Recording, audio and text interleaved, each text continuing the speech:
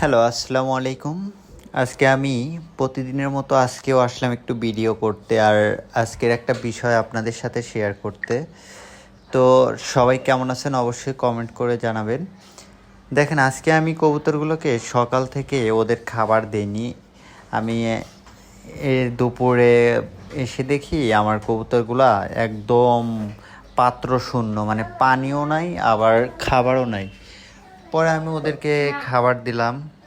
খাবার দেওয়ার পরে কিছুক্ষণ ওরা খাবার দেওয়ার সাথে সাথে ওরা সবাই খাবারগুলো খেলো। ওরা দুজন মিলে অনেক খাবার খেলো।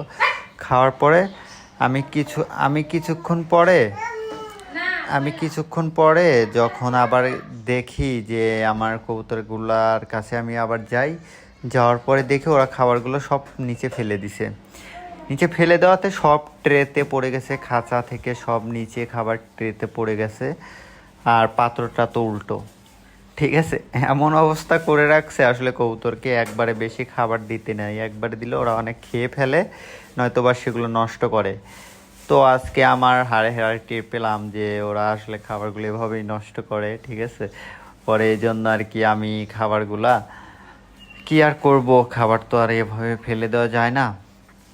এভাবে ফেলে দেওয়ার চাইতে খাবারগুলো যদি আমি চিন্তা করলাম যে খাবারগুলা এভাবে ফেলে না দিয়ে আমি খাবারগুলো দেখি যদি পরিষ্কার করে ওদেরকে আবার দিতে পারি তাহলে তো অনেক ভালো। তাইলে আমার খাবারগুলো নষ্ট হলো না, আর ওরাও তো খাবার পেলো। তো এজন্য আমি কি করলাম, আমি ওইখান থেকে ট্রেটা আমি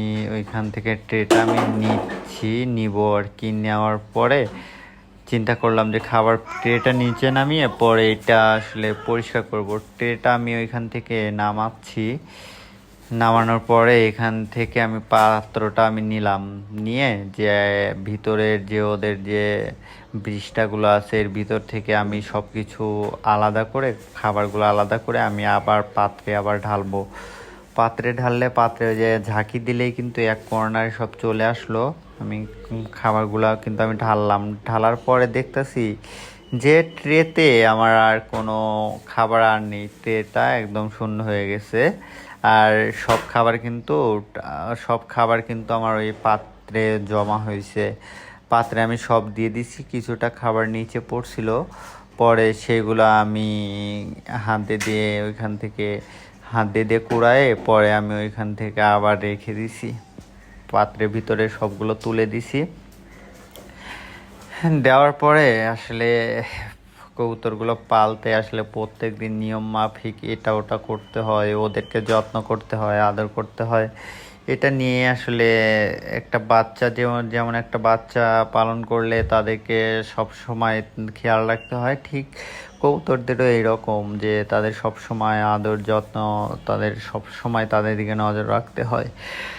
তো আজকে খাবার নিয়ে এরকম একটা কাহিনী হয়ে গেল। যাই হোক, কাহিনী হলেও মন খারাপ করি না, যে ওদেরকে তো ওরা তো অবুঝ, ওদের সাথে তো আর এমন করে লাভ নাই। তো ওরা নষ্ট করবে, খাবে, এটাই তো স্বাভাবিক। তারপর খাবারগুলো শেষ হলে পাত্রটা আমি আবার উপরে তুলে দিছি।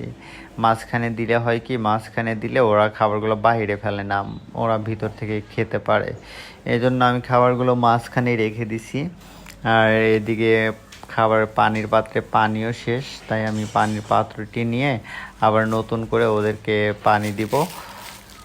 তো আজকের ভিডিওটি এখানেই শেষ করছি। আল্লাহ হাফেজ।